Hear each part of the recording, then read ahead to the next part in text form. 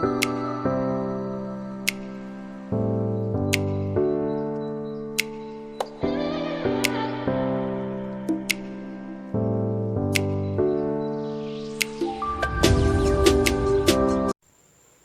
dia a todos, meus amores, eu sou a professora Mirelle de Andrade e na aula de hoje nós estaremos estudando sobre o nosso componente curricular de matemática e daremos continuidade ao nosso conteúdo sobre divisão com números na forma decimal. Estaremos especificando sobre dividindo por um número na forma decimal.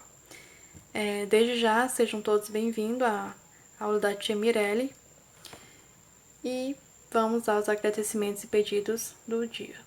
E aos pedidos do dia. Vamos agradecer a Deus pela nossa saúde, acordarmos bem. E vamos pedir que o Senhor continue nos abençoando, nos proporcionando saúde, paz, prosperidade e disposição para as lutas diárias. Bom, dividindo por um número na forma decimal. Considere as seguintes situações. Para montar um mecanismo, Jorge precisa de 7 metros de fio de cobre cortados em pedaços de 0,14 metros. Quantos pedaços Jorge vai obter usando a quantidade total desse fio? Ele vai realizar a divisão de 7 por 0,14. Para resolver essa situação, precisamos do resultado da divisão de 7 por 0,14. Uma maneira que podemos fazer é lembrando que 7 metros são 700 centímetros e que 0,14 metros são 14 centímetros, tá bom?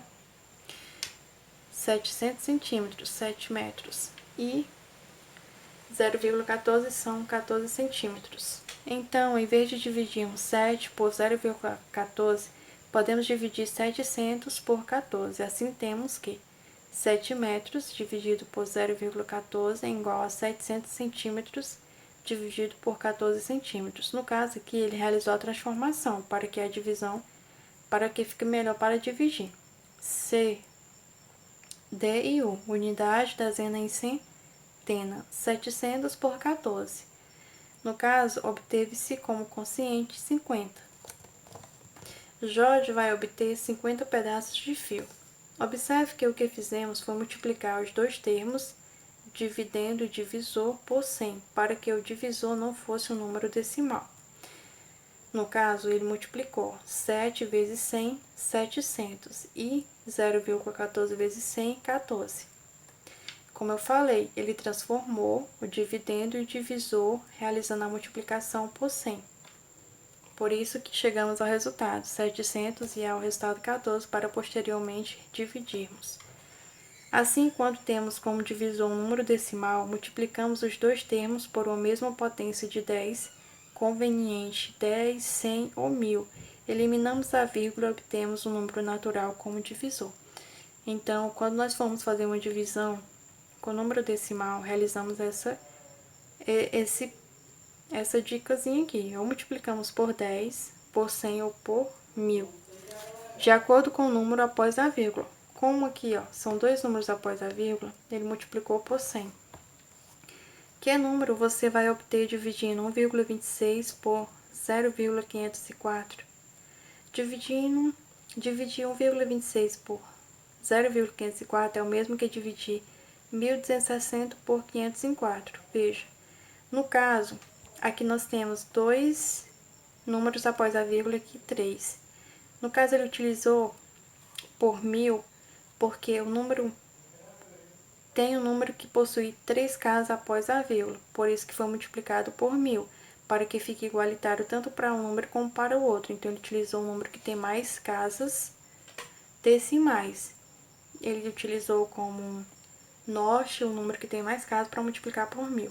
Então, multiplicando 1,26 por 1000 e 0,504 por 1000, chegaram ao resultado 1.260 dividido por 504. Feita a divisão, chegou-se a 2,5, tá bom? A divisão não exata, um quociente aproximado. Acompanhe os exemplos. Vamos efetuar a divisão de 34 por 7. 34 dividido para 7, chegou-se ao resto 6 e ao quociente 4. A divisão não é exata, porque nós temos o resto. Prosseguindo os cálculos. No caso, adicionou-se o zero e a vírgula do outro lado para equilibrar. E ainda ficou não exata. Prosseguindo ainda com a divisão, temos.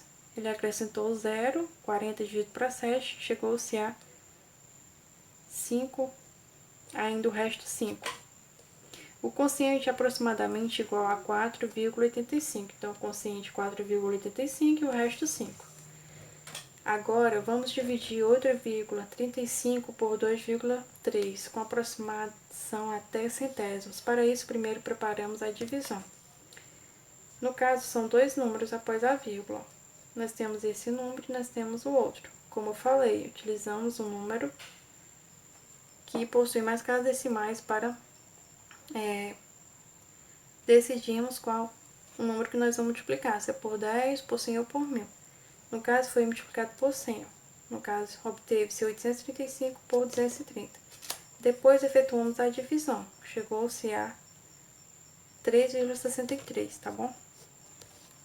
As atividades que vocês irão ter que resolver é a 4, a 5 e a 6.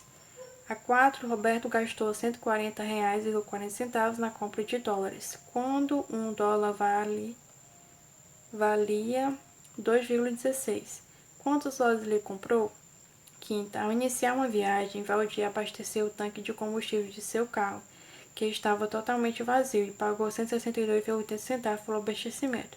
Se o litro de combustível custava 2,96, quantos litros de combustível cabe no tanque do carro de Valdir?